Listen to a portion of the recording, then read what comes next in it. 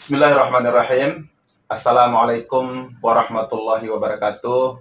Waalaikumsalam. Para penonton dan juga subscriber kami yang dirahmati Allah Subhanahu wa taala, bertemu lagi kita dalam acara dakwah untuk mengembangkan channel dakwah Yazid Asingkili.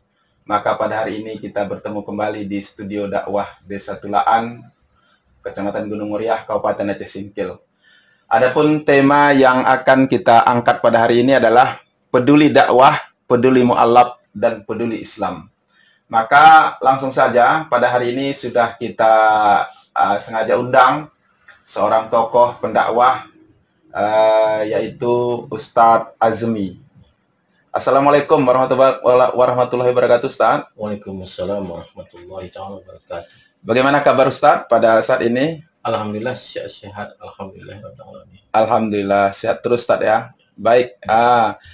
Ini Ustadz, agar tentu penonton kita lebih akrab, untuk lebih menyatu, karena mungkin kata pepatah tak kenal maka tak sayang. Terlebih dahulu Ustadz perkenalkan dulu nama, alamat, dan mungkin pendidikan Ustadz. Silahkan Ustadz.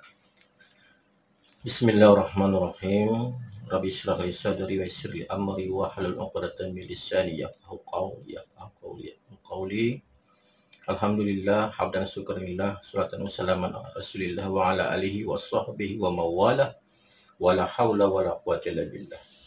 Segala puji milik bagi Allah Subhanahu wa taala, selawat dan salam atas junjungan Allah Nabi besar Muhammad sallallahu alaihi wasallam.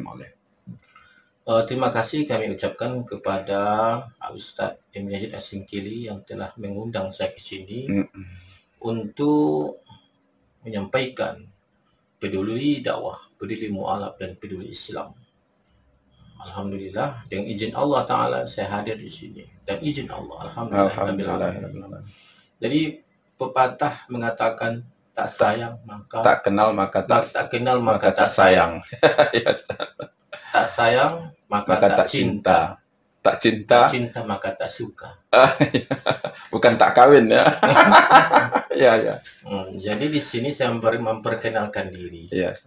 Nama saya hanya 4 huruf. AZMI, Azmi. Tidak ada titik. Ya. Kalau pendidikan Ustaz, di mana menimba ilmu Ustaz? Pertama sekali dulu saya tamatan SD Negeri Kilangan dulu di Singkil, masih anak-anak dulu pada tahun 1986. Kemudian tamat SD 1986 saya melanjutkan studi di SMP Negeri 1 Singkil. Sampai dengan 1989. Yeah. Selesai itu kemudian lanjut saya masuk sekolah SMA. Jadi pesantrennya nggak gabung langsung? SMA dulu? SMA dulu. Oh, SMA dulu ya. Kalau zaman sekarang tamatan SD ke pesantren. Kalau saya dulu nggak. Oh. Sudah berkumis. Baru masuk pesantren? Baru masuk pesantren. Oh iya. SMA dulu ya? SMA dulu. Tahun 1991. Terakhir saya naik kelas 2 SMA. Iya. Jadi saya masuk SMA 1989. Iya. Waktu naik kelas 2 SMA di SMA Negeri 1 Singkil, saya dipanggil emak waktu itu. Emakku. Saya berkeinginan kamu suatu saat nanti menjadi tokoh agama Islam. Masya Allah. Saya berkeinginan apabila nanti saya meninggal dunia, kamu anakku membacakan Yasin kepada aku nanti bila aku meninggal dunia, ziarah. Iya. Sehingga pada waktu itu saya pun berkeinginan untuk menimba ilmu. Iya. Maka saya berhenti. Berhenti SMA? Iya, kelas 2. Oh, kelas 2 ya. Lanjut saya langsung berangkat ke Tapanuli Selatan. Iya. Pada tahun 1991 saya studi di Madrasatul Mustafawiyah Purba Baru. Mulai tahun 1991 sampai dengan 1993. 3 tahun. 3 tahun. Ilmu sanawiyah. Di Mustafawiyah. Ya, Purba Baru. Jadi waktu itu masih hidup Syekh Jainuddin, Buya Tehutung, Anda Darda, itulah guru kami itu. Ah, Dalam mengajarkan ilmu alat, ilmu nahu, sorok, iya. dan lain-lain. Masya Allah. Iya. Jadi saya hanya mengambil tingkat sanawiyah. Sanawiyah ya, 3 tahun ya. 3 tahun. Kemudian langsung saya pindah studi, belajar langsung dengan Abuya Batu Korong pada tahun 1994 sampai dengan 1996. Kita ketahui bahwasanya almarhum Syekh Baihaqi adalah ulama harismatik Aceh Singkil. Saya langsung belajar Sama beliau ya. sama beliau Selama 3 tahun. 3 tahun. Selama 3 tahun Ya. dalam mendalami kitab tinggi aliyah, termasuk kitab tauhid, kitab dusuki. Dusuki ya. Kemudian baru kitab yang tertingginya Mahalli, Sahih Al-Minhaj. Kemudian daripada itu saya minta izin kepada almarhum Abuya Syekh Baihaqi, saya minta izin untuk lebih mendalami ilmu alat. Ilmu alat yang kita ketahui kehebatan, bukan saya enggak mengetahui kehebatan almarhum Syekh Baihaqi Batu Korong. Dia tuh ilmunya sangat tinggi, subhanallah. Luar biasa ya. Luar biasa. Apalagi ilmu tauhidnya, ilmu tasawufnya, alhamdulillah. Saya minta izin, maka diberi izin oleh almarhum Abuya itu. Kemudian langsung saya berangkat kembali ke kampung halaman Singkil untuk melanjutkan studi ke Pondok Pesantren Darul Hasanah Syekh Barok Singkil pada tahun 1996. Saya belajar sampai 6 tahun sama Abuya Syekh Tengku Haji Jamjam Isya. Masya Allah. Saya berhadapan langsung belajar 6 tahun untuk mendalami ilmu nahu, ilmu sorab, bahasa Arab, usul fiqh, mantik, dan ilmu balaghah. Masya Allah. Tadi setelah Ustaz sampaikan ini baru tahu saya, rupanya Ustaz melalang buana ya di berbagai pesantren, mulai Mustafawiyah. Saya bisa dikatakan dengan santri kelana. Batu Korong, Babu Salam Batu Korong, kemudian Darul Hasanah. Banyak sekali ulama-ulama bertemu rupanya ya, untuk menimba ilmu ya. Memang menimba ilmu itu yang saya utamakan dulu, mencari keberkahan ilmu. Masya Allah. Walaupun saya di Singkil, tetap saya datangi Batu Korong, Abuya, Syekh Haji Baihaqi, saya kunjungi. Tetap hubungi. Sekali Idul Fitri saya datangi. Masya Allah. Waktu itu sakit di Batu Korong, saya datangi. Tetapi kita doakan saya selalu waktu itu. Jadi kalau demikian berarti layaklah kami sebagai masyarakat memang mengakui bahwa saya pribadi ya melihat bahwa perjuangan dakwah ini saya melihat Ustadz sangat luar biasa ini. Ini langsung saja mungkin Ustadz ke tema kita. Ini tentang masalah dakwah ini Ustadz kan. Saya tahu bahwa Ustadz sudah beberapa puluh tahun ini berdakwah di Aceh Singkil kan. Jadi saya melihat semangat Ustadz, perjuangan Ustadz tidak kenal lelah, baik hujan, malam, sakit sekalipun. Saya melihat bahwa Ustadz selalu berdakwah. Jadi peduli. Kalau judul kita ini pas nih Ustadz peduli dakwah. Saya lihat juga peduli mu'alaf. Dan juga saya melihat ya tentu peduli agama Islam ya. Jadi menurut Ustadz, seberapa pentingkah dakwah ini kita giatkan atau kita kembangkan di Aceh Singkil ini?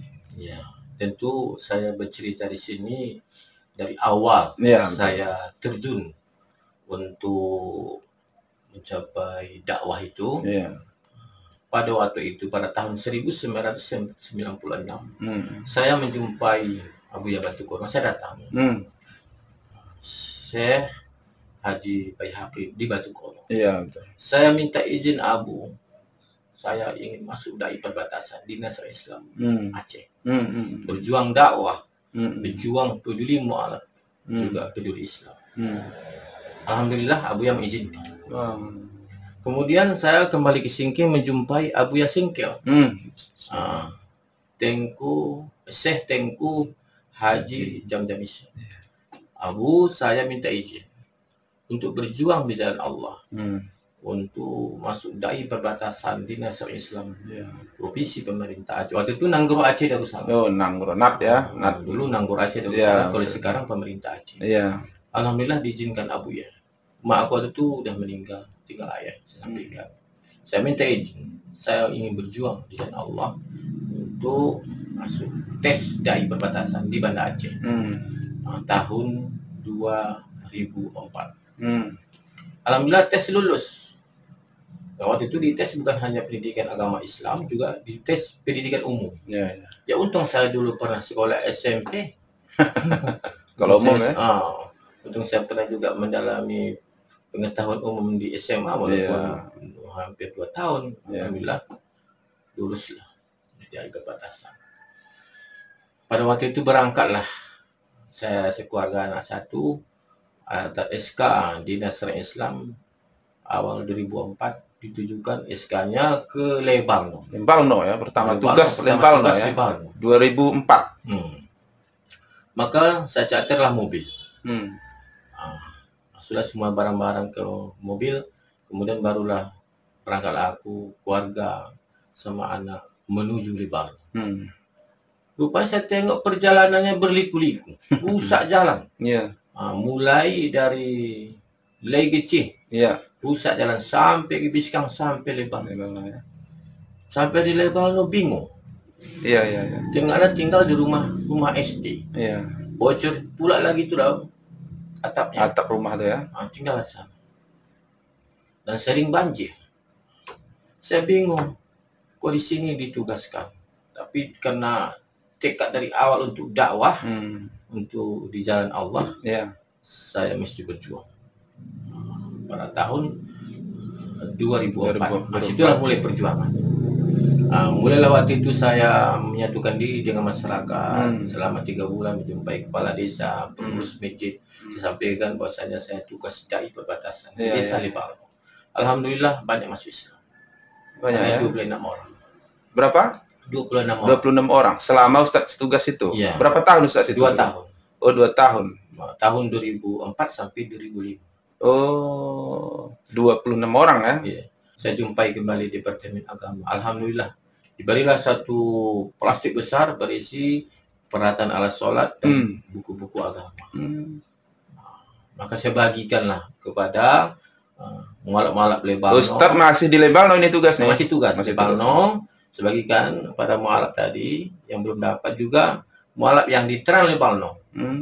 Di Trans Lembalno ada juga waktu itu kami syaratkan 12 orang kerjasama kami dengan Tengku Masuk. Itu masih dai. Alhamdulillah. Kemudian saya mengajar mualaf.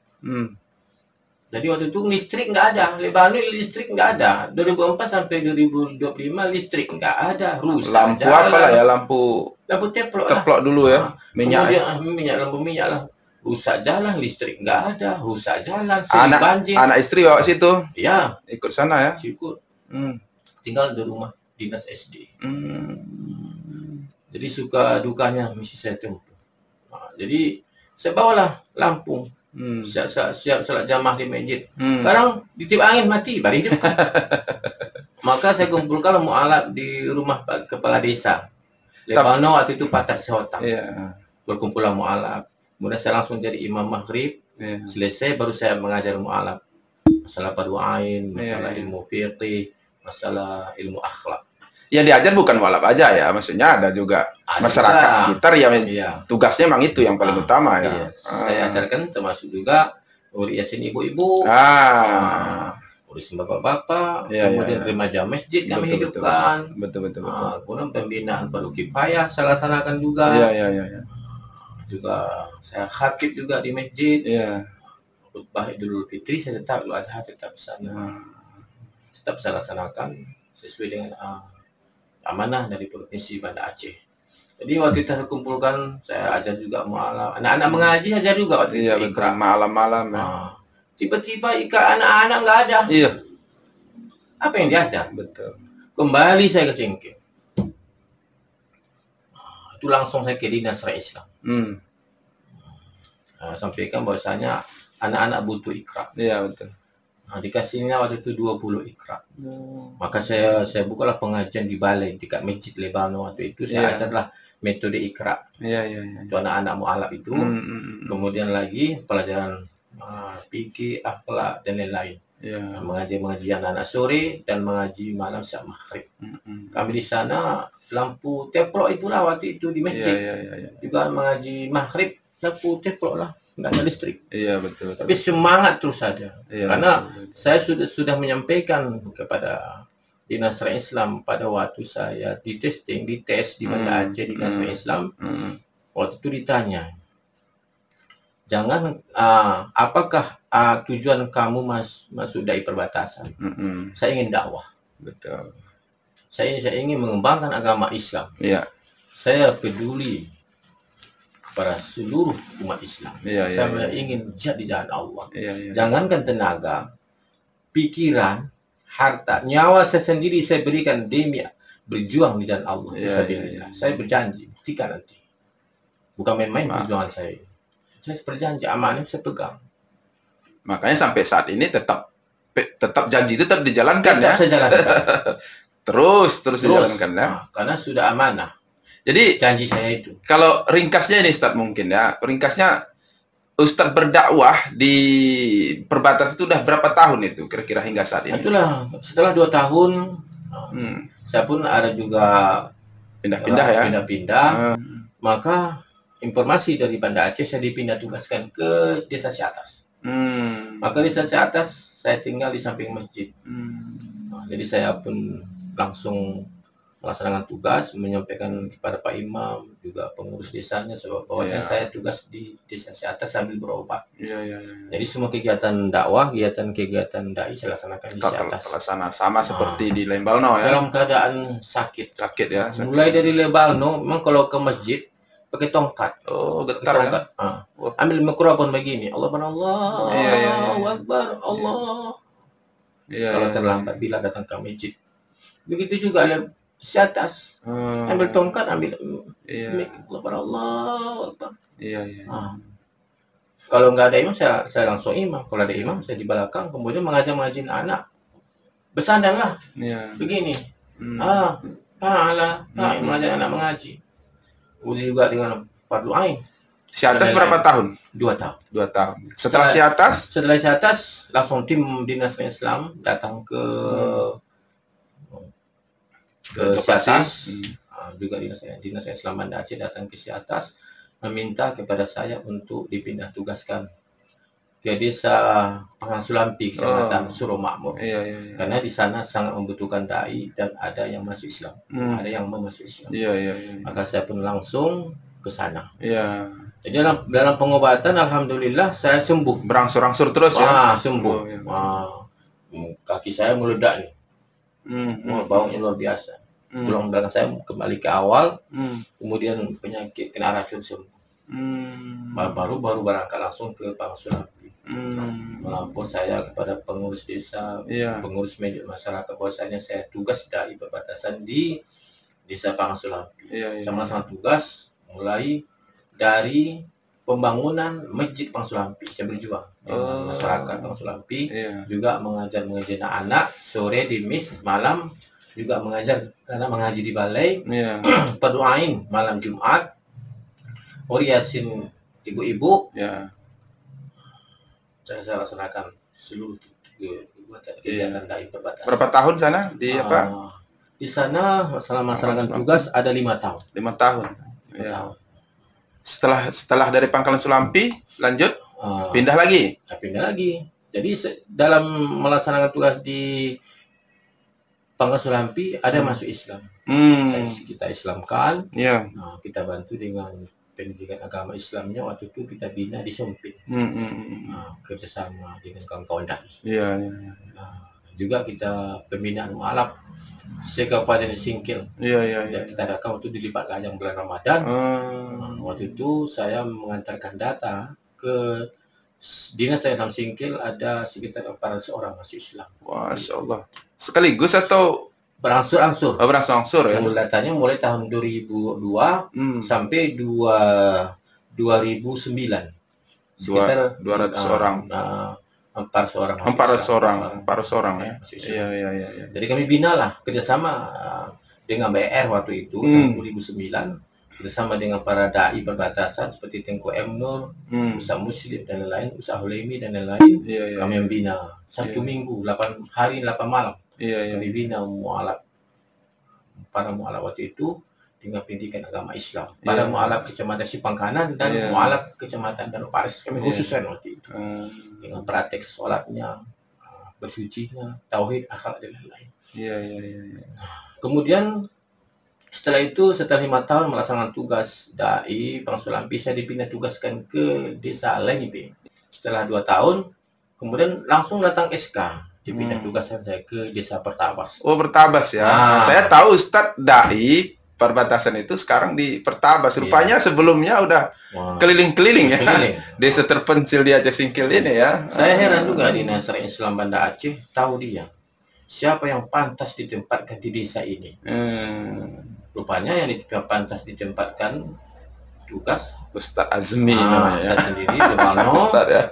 Baru Syatas, baru Pangsulampi. Jadi saya melihat kan perjuangan Ustadz ini sangat luar biasa ini ya, karena bagaimana dengan ini yang kalau hasil saya sudah tahu ya hasil, karena saya melihat seperti yang saya sampaikan, termasuk banyak yang mu'alaf, kemudian juga ini dengan dakwah yang Ustadz laksanakan ini, apakah Ustadz terfokus terus ke dakwah tanpa lagi terpikir ke yang lain-lain, pokoknya entah bisnis, perdagangan, ekonomi dan lain sebagainya. Ini bagaimana menurut perasaan Ustadz yang Ustadz rasakan? Karena saya sudah berjanji kepada Dinas Syariah Islam, pemerintah Aceh waktu itu waktu testing tahun 2004, jangankan pikiran, tenaga, harta, nyawa saya sendiri saya pertaruhkan demi dakwah syiar Syariah Islam di Aceh, bumi Syariah Mekah. Maka di sini mesti saya laksanakan. Saya tidak menginginkan dunia. Maka tidak terpikir sama bisnis, nggak terpikir sama itu. Gitu ya. Kalau sawit nggak terpikir sama saya itu. Iya. Yang terpikir sama saya inilah dia. Peduli dakwah, peduli mu'alaf, peduli Islam. Iya. Terpikir sama aku sekali. Maka di antara dai, saya dai yang termiskin. Apa betul ini, Ustaz? Iya. Ini fakta atau hanya guyonan ini? Fakta. Dai yang termiskin. Karena pikiran saya peduli dakwah, peduli mu'alaf, peduli Islam. Terus itu, siang malam. Para nabi dan para rasul nggak ada yang kaya. Mereka itu miskin. Karena pikiran mereka itu adalah mengembangkan agama Islam. Adapun hartanya digunakan. Untuk di jalan Allah. Iya, untuk dakwah. Itu juga saya. Kalau mau berjuang, rela berkorban. Iya. Kalau tidak mau berkorban, jangan berjuang. Iya, betul. Kalau nggak mau berjuang, jangan hidup. Kalau mau hidup, ya berjuang. Iya. Karena berjuang dan tak berjuang mati juga ya? Mati juga. Diam pun mati juga. Yang kita tinggalkan nanti, satu saat nanti adalah hanya 2 macam. Ilmu dan amal ibadah nanti dibawa ke alam kubur. Iya. Bukan berarti tidak kita pikirkan anak keluarga, kita pikirkan. Iya, betul. Akan tetapi kita yakin dengan kemahakuasaan Allah Ta'ala. Allah Maha dan segala. Dan terbukti bahwa pada saat ini saya melihat hidup Ustadz bahagia ya. Enjoy ya, tenang ya. Allah berikan ketenangan ya. Iya. Karena syaraful abdi jami'a ma an'amallahu bihi ila ma khuliqa li ajlihi. Mempergunakan nikmat Allah pada jalan yang diridhoi Allah. Selagi kita mempergunakan nikmat Allah, syukur nikmat, Allah pasti menolong. Makanya pada waktu itu saya diundang ke Singkil, supaya datang ke Singkil. Jadi diundang ke Singkil, ada pertemuan katanya. Kemudian saya tengok sudah duduk 15 orang. Tokoh agama di situ, tokoh pejabat di situ, kemudian kawan-kawan saya perjuangan waktu SMA di situ. Ada apa? Menyambut Ustadz? Menyambut kedatangan Ustadz ke situ. Ada apa? Aku bilang. Apa salahku? Aku bilang. Apa pula ini? mereka mengatakan, kami sudah menengok perjuangan Ustaz di wilayah perbatasan daerah Betul. terpencil. Iya, iya, iya. Kami inginkan Iya, supaya iya, Ustaz iya. terus berjuang, jangan pantang menyerah, jangan menyerah, pantang menyerah. Iya, iya. Kami Iya, siap iya. mendukung Ustaz dalam Iya, berjuang di jalan Allah. Apapun kendala, sampaikan sama kami. Iya, iya. Oleh sebab itu, kita buka itu grup WA, grup peduli mualaf Aceh Singkil. Maka sama-sama kami buka grup peduli mualaf Aceh Singkil. Untuk memperhatikan para mualaf nih ya. Para mualaf ini dan memperhatikan perjuanganku di wilayah perbatasan yang suatu saat nanti ujung-ujung perjuanganku nanti adalah mendirikan pondok pesantren mualaf sentral di wilayah terpencil. Iya, Paris insya Allah mudah-mudahan dijadikan Allah. Jadi itulah kan, jadi perjuangan Ustadz itu bukan hanya Allah yang memberikan balasan, tapi saya melihat antusias masyarakat pun sangat luar biasa ya. Istilahnya mereka sangat perhatikan Ustadz sebenarnya secara diam-diam ya kan. Nah, perjuangan Ustadz itu kan dihargai, diapresiasi dengan berkumpulnya mereka kan. Iya, karena mereka pernah datang ke lokasi. Saya di Pertabas, mereka di Pertabas. Saya di Siatas, mereka di Siatas. Dalam seperti inilah umpamanya ya, pengajian-pengajian seperti ini mereka lihat ya, mereka datang ya. Mereka lihat. Kemudian saya di Desa Napagaluh, mereka datang. Seluruh kegiatanku mereka datangi, mereka perhatikan. Karena di antara kami di Singkil hanya saya sendirian yang dari perbatasan, yang dari Kecamatan Singkil. Apa yang terkumpul waktu itu untuk bisa diberikan kepada para mualaf itu? Itulah kemudian saya dipanggil kali kedua untuk apa yang disampaikan sama kawan-kawan. Saya sampaikan, ini sudah banyak yang kita Islamkan di Aceh Singkil. Mulai dari daratan sampai ke pulau banyak, dan saya sudah mengumpulkan data bahwasanya pada tahun 2004 saya berjuang dari perbatasan sampai sekarang 2023 hampir mencapai 600 orang masuk Islam. Saya sampaikan. Yang baru masuk Islam, yang tahun 2021 sampai sekarang 2023, mereka mau sholat nggak ada pecinya, nggak ada bajunya, nggak ada kainnya, nggak ada telekungnya. Mereka mau ke pekan nggak ada jilbabnya. Maka kawan-kawan menyampaikan, kita rapat, kita mengumpulkan, kita donatur semuanya dari grup peduli mualaf Aceh Singkil, kita mengumpulkan peralatan sholat dan buku-buku agama. Alhamdulillah terkumpul lah. Saya konfirmasikan kepada kawan-kawan, saya kumpulkan data, ternyata mualaf baru masuk Islam waktu itu sebanyak 51 orang. Jadi dibagi-bagikanlah apa tadi? Ini foto ini termasuk membagikan itulah itu. Membagikan itu mualaf Desa Napagaluh. Napagaluh ya. Desa Sikoran. Ya. Desa Sikoran. Ini termasuk mualaf pertama saya Islamkan ini. Dapat juga ala kadarnya ya. Iya, bantuan. Juga termasuk ini juga terkasih juga modal usaha 5 juta. Jadi betul Banda Aceh. Betul Banda Aceh, Masya Allah, luar biasa. Terbantu ya. Peralatan alat sholat, buku agama, jilbab, kemudian lagi telekungnya, alat sholat, buku agama, uang 200.000. Kemudian kita usahakan juga untuk modal usahanya 5 juta untuk menjahit. Tapi yang dapat itu kan bukan beliau aja ya, yang banyak yang dapat. Kemarin kita bantu juga dari Napagaluh untuk peralatan sholat, buku-buku agama, kita bantu juga modal usahanya satu orang, ada yang 10 juta, ada yang dari 3 juta, Betul Mal Aceh itu ya. Betul Mal Aceh.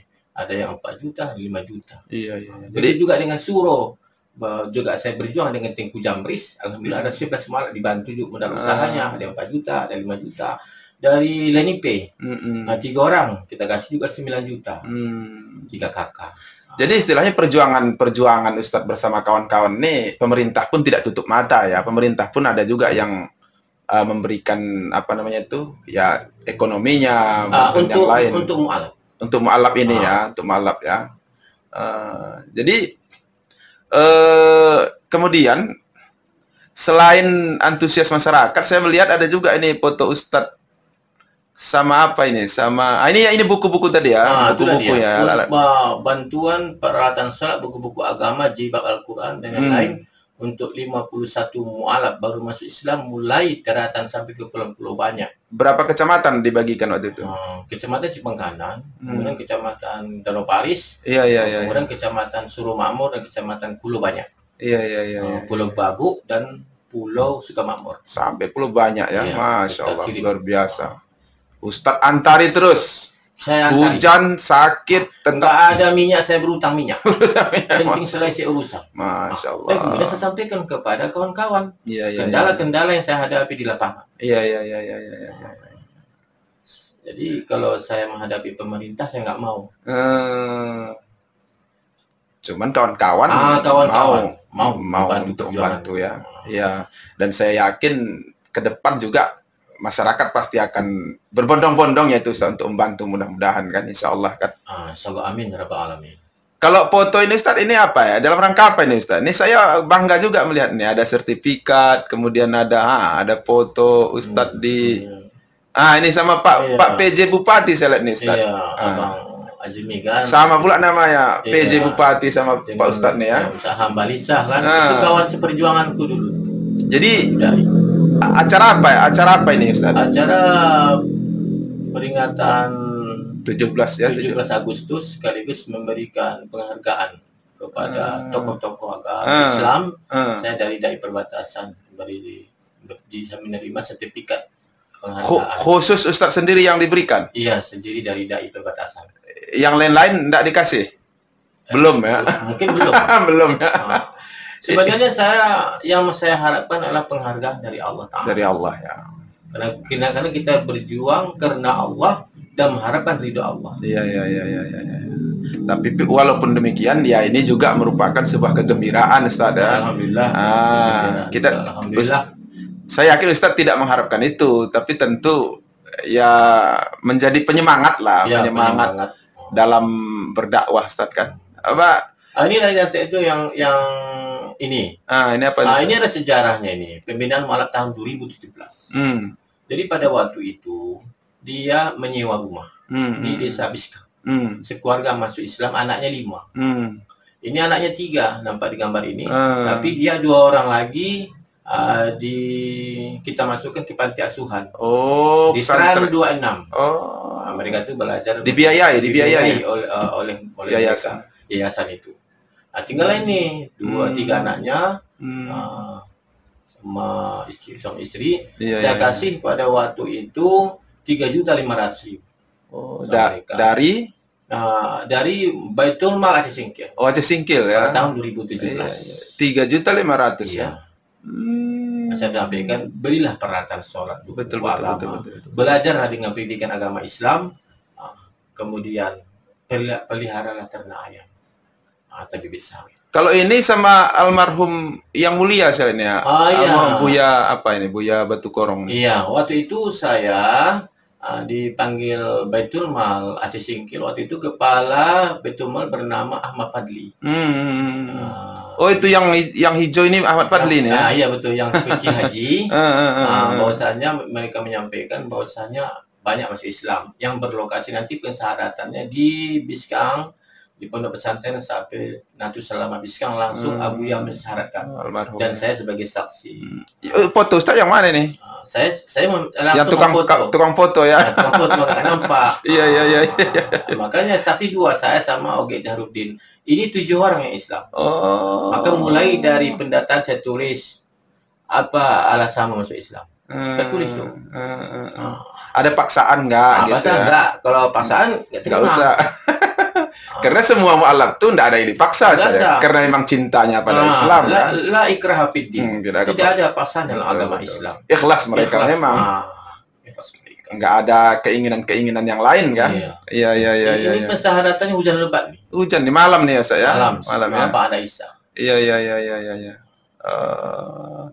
Jadi mungkin gini Ustaz, suka duka yang Ustaz rasakan selama berdakwah nih apa yang Ustaz mungkin tak sedih atau bagaimana perjuangan itu, apa yang paling mendalam dukanya yang Ustaz rasakan? Sebenarnya duka lebih banyak daripada suka. Makanya saya sudah menyusun buku judulnya Suka Duka Dai Perbatasan dan Pengaruhnya bagi Masyarakat Aceh. Mulai tahun 2004 sampai 2023. Sekarang saya demam. Demam, datang anak-anak mengaji. Assalamualaikum Ustaz. Kami mengaji.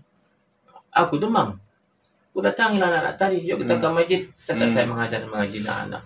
Dalam keadaan puisi demam. Demam. Saya ajar anak mengaji. Begitu juga diminta masyarakat saya untuk khutbah Idul Fitri. Pas kebetulan demam, saya naik mimbar. Bagaimanapun. Karena tugas dai perbatasan itu adalah dakwah dan melayani masyarakat. Maka saya khutbah Idul Fitri. Jadi istilahnya dukanya di kesehatan, Ustaz ya. Di kesehatan. Kalau di ekonomi nggak ada, Ustaz ya. Enjoy aja ya. Kalau ekonomi enjoy aja. Walaupun ya terkadang 3 bulan dikirim 2 bulan. Biasa. Nggak masalah ya. Ikhlas ya. Ikhlas karena Allah. Kita yakin bahwa selagi kita berjuang di jalan Allah, pasti Allah menolong. Intan surullah yang surkum. Sakit akadamakum. Jika engkau tolong agama Allah, maka Allah akan menolong kamu dan Allah akan menijabkan tumitmu di atas bumi. Janji Allah. Maka di ujung-ujung perjuangan saya nanti, mudah-mudahan diizinkan Allah, saya mengharapkan kepada seluruh daripada umat Islam, mudah-mudahan bisa membantu perjuangan saya. Ujung-ujung perjuangan nanti membangun pondok pesantren Mu'alaf Center di wilayah perbatasan. Saya yakin masyarakat, pemerintah daerah akan mendukung itu, Ustadz ya. Yang penting mungkin Ustadz telusuri dulu lokasinya di mana, kemudian kapan rencana tahap pembersihan. Saya yakin umat Islam akan berbondong-bondong karena saat ini saja banyak umat Islam Aceh Singkil ini mengapresiasi perjuangan Ustadz. Ya. Walaupun mungkin Ustadz tidak dengar melalui kata-kata langsung atau mungkin melalui tingkah laku gerak-gerik, tapi pada dasarnya saya yakin banyak sekali yang antusias dengan perjuangan dakwah Ustadz. Memang saya tidak mengharapkan pujian manusia. Ya. Saya mengharapkan pujian langsung dari Allah. Karena saya berbuat bukan karena manusia. Bukan karena dinas orang Islam, bukan. Saya berbuat ini adalah karena Allah Subhanahu wa taala. Wa ma umiru illa liya'budullaha mukhlishina lahu-d-din. Yang harus beramal ibadah. Contoh inilah. Setelah acara ini saya lanjut ke Danau Paris. Danau Paris ya. Acara apa, Ustaz? Untuk mengantarkan 20 ini undangan. Undangan untuk mualaf baru masuk Islam se-Kecamatan Danau Paris. Saya langsung turun ke Lebanon nih hari ini juga. Ke Stuban Makmur untuk undangan para mualaf 20 orang baru masuk Islam. Pembinaan insya Allah pada hari Selasa Rabu ini tanggal 5 sampai tanggal 6. Ustadz pemateri? Saya termasuk pemateri. Judul tema saya penguatan akidah mu'alaf di wilayah perbatasan daerah terpencil. Saya pemateri nanti insya Allah. Acara yang disponsori atau dilaksanakan oleh Dinas Syariah Islam Kabupaten Aceh Singkil. Berapa jumlah peserta? Jumlah peserta mualaf baru masuk Islam 20 orang. 20 orang. Se-Kecamatan Danau Paris. Danau Paris saja ya. Paris saja. Enggak masuk yang lain ya. Ada juga pemateri nanti ada juga dari Banda Aceh. Dr. Fikri Sulaiman Ismail LCMA. Dia juga pemateri. Nanti pada tanggal 5 sampai tanggal 6 nanti Selasa Rabu di Aula Camat Singkil. Juga saya pemateri juga nanti. Saya judulnya temanya penguatan akidah mu'alaf. Penguatan akidah mu'alaf. Baik. Bagaimana itu penguatan akidah mu'alaf saya sampaikan nanti pada hari acara nanti. Bahwasanya mu'alaf itu mesti diperhatikan. Sehingga mereka itu tetap kuat akidahnya sampai akhir hayat nanti, sampai dia meninggal tetap dalam keadaan udhulu fi silmi kafah. Masuk bersama-sama ke surga lah ya kira-kira. Amin. Karena ya saya yakin ya memang kita semuanya kita serahkan kepada Allah ya. Saya yakin Ustadz masuk surga insya Allah. Amin. Memang kita tidak mengharapkan masuk surga, tapi kita mengharapkan ridho Allah. Kita mengharapkan ridho Allah. Baik, kira-kira apa lagi harapan Ustadz baik kepada masyarakat? Ini sebagai penutup mungkin Ustadz. Harapan Ustadz pada masyarakat atau pemerintah mungkin bisa disampaikan Ustadz melalui melalui podcast kita ini. Ya, baiklah. Harapan saya pertama sekali kepada masyarakat. Tetaplah cinta kepada agama Islam. Tetap mencintai dakwah. Karena Aceh Singkil adalah buminya Syekh Abdul Rauf As-Singkili. Bahwasanya Aceh Singkil itu adalah fanatik agama Islam. Cinta kepada agama Islam. Cinta dakwah. Dan cinta mu'alaf. Bayangkan mereka meninggalkan agama lama mereka demi cintanya, sayangnya kepada agama Islam. Mereka masuk Islam bukan mengharapkan apapun. Mereka tidak mengharapkan apapun. Mereka masuk Islam itu adalah mengharapkan keberkahan dari Allah Ta'ala. Hidayah Allah. Hidayah. Makanya saya ada istilah ya, rahasia hidayah. Itulah dia. Betul. Itu harapan saya. Pertama. Yang kedua, saya mengharapkan kepada Pemda Aceh Singkil, juga Provinsi Pemerintah Aceh, supaya memperhatikan mu'alaf. Memperhatikan dakwah dai perbatasan. Iya, perjuangan dai perbatasan. Mohon disupport gitu ya. Mohon support. Mesti diperhatikan perjuangan dai perbatasan Dinas Syariah Islam Provinsi Pemerintah Aceh. Ya. Supaya lanjut program dai perbatasan ini. Sedangkan kami saja ada tugas dai perbatasan sekarang masih ada pendangkalan akidah. Ya, apalagi yang rawan, apalagi nggak ada dai. Itu harapan kami. Saya sendiri mengharapkan kepada pemerintah Aceh, juga pemerintah Kabupaten Singkil memperhatikan dakwah dai perbatasan Dinas Syariah Islam Provinsi Pemerintah Aceh. Karena Aceh adalah buminya para ulama. Ya. Karena Aceh adalah buminya Serambi Makkah. Wajib dipertahankan. Wajib dipertahankan dai perbatasan hingga hayat nanti. Dan wajib dikembangkan pesantren-pesantren, dan wajib dikembangkan itu pesantren mu'alaf. Iya. Karena mu'alaf itu tempat mengadunya adalah umat Islam. Betul. Perlu bimbingan pendidikan agama Islam kepada para mu'alaf. Begitu juga umat Islam pada umumnya. Mereka perlu dinasihati, perlu dakwah. Dalam artian begini, Ustaz, menurut saya kita harus maklum dan harus tahu juga bahwa para mu'alaf itu tidak semata-mata memang mereka kekurangan ekonomi. Tidak. Banyak orang-orang kaya. Mereka banyak. Para mu'alaf yang kami masukkan, yang masuk Islam, kalau kita tengok banyak sawitnya. Nah, itu makanya. Mobilnya, rumahnya megah. Saya heran kenapa masuk Islam. Karena saya betul-betul ingin mendalami agama Islam. Saya ingin ketenangan hati, ketenangan jiwa, dan keberkahan dari Sang Maha Pencipta. Betul. Itu jawaban mereka. Makanya kami mengislamkan mereka, kami syahadatkan mereka, kami bantu mereka. Jadi yang mu'alaf yang ekonominya mapan seperti ini, yang perlu itu ilmunya kan, pendalaman agama Islamnya yang perlu kita perhatikan ya kan. Jangan dibiarkan begitu aja ya kan. Baik Ustaz, saya rasa pertemuan kita ini sangat bermanfaat, dan tentu harapan apa yang Ustaz harapkan tadi mudah-mudahan dapat kiranya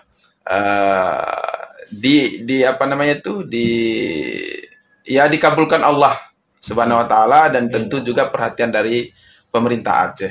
Kalau saya pribadi sebenarnya menginginkan bukan hanya dai-nya yang dilanjutkan, tapi tentu ekonomi daripada dai-dai itu sendiri, pendakwah itu sendiri ya tentu harus diperhatikan.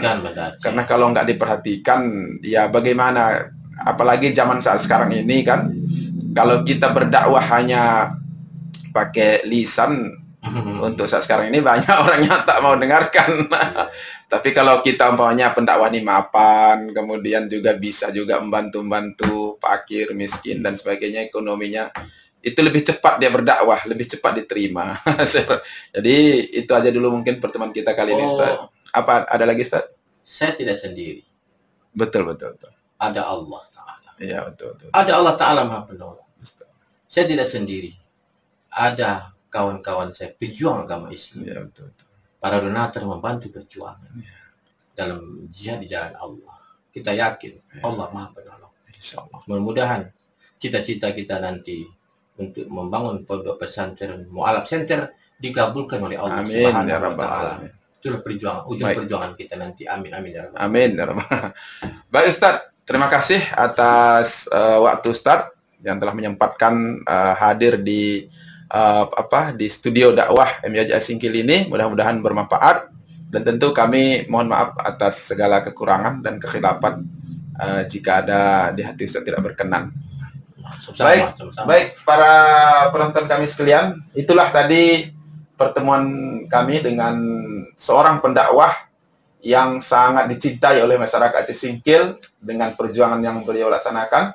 Mudah-mudahan tayangan yang kami tayangkan ini bermanfaat, dan tentu kami mohon maaf jika ada yang tidak sesuai menurut pendengaran penonton semua.